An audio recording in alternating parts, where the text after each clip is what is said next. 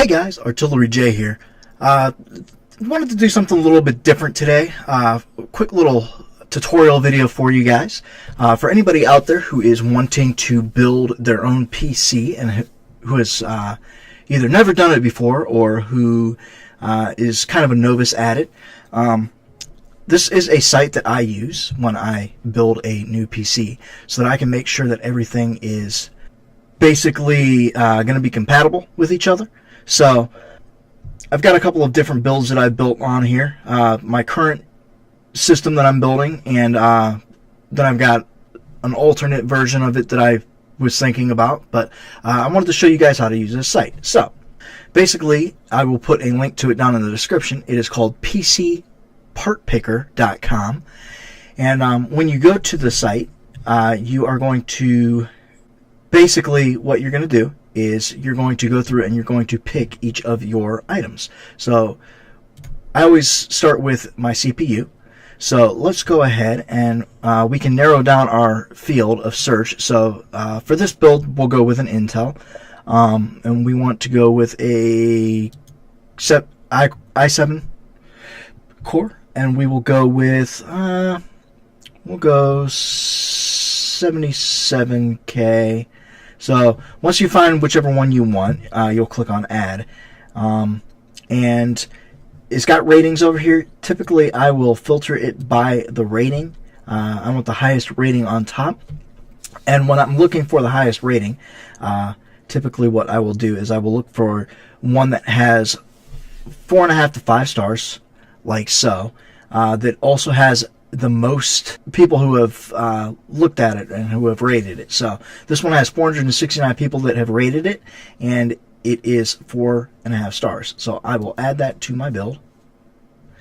And what you can do too is you can click on it and actually look at it and see different things about it, see people's reviews and stuff like that. So, but for the sake of this build, we're just going to go ahead and do that.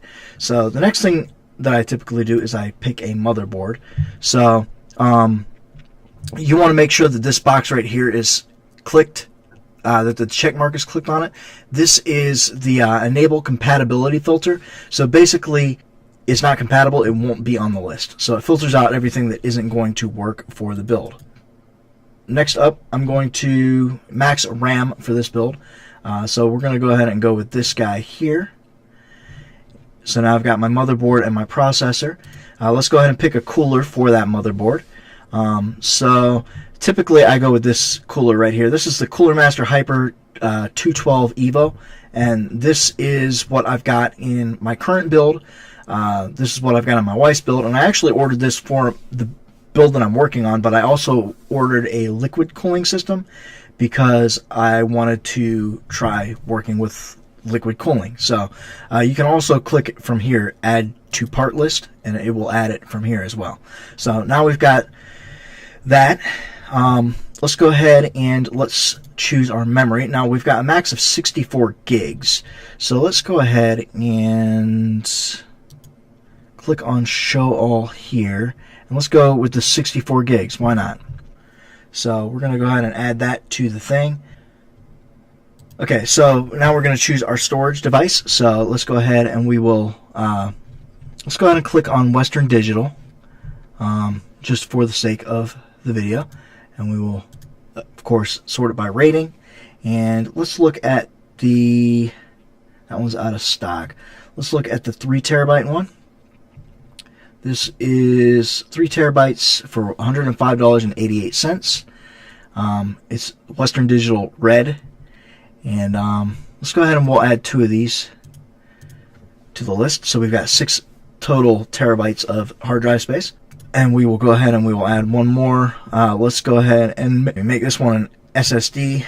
Sort by rating. Now let's just go with the highest rating. So now we've got an SSD, a solid state drive. Next up, let's choose a video card. So let's go ahead and let's sort it by 1080 Ti. Alright. And then we will sort it by rating.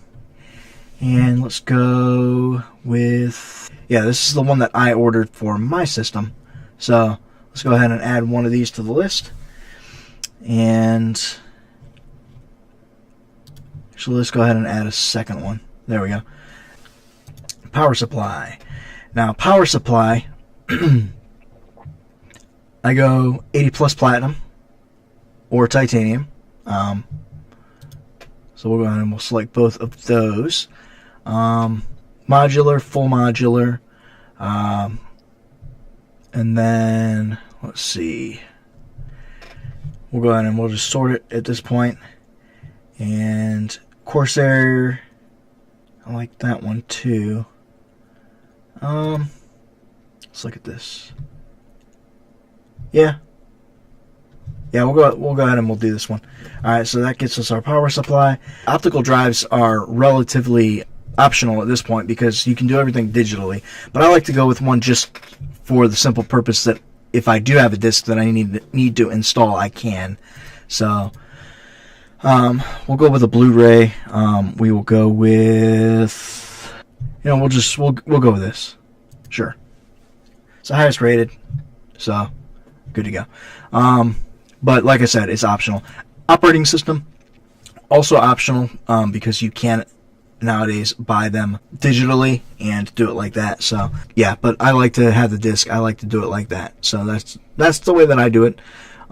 External storage, really don't need any of the rest of this stuff,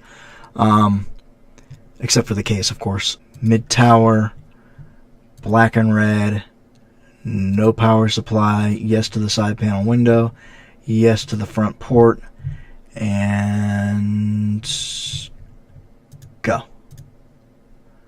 Alright, spec 02, let's look at it.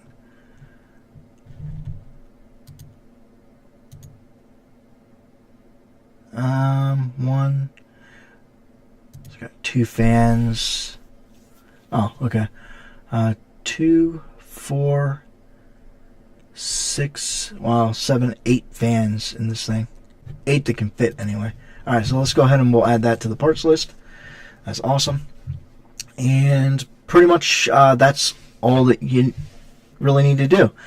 Other things that I like to order though, peripherals. Typically with each new build I like to get a good mouse and keyboard, add a peripheral, mouse, just go with random things on here.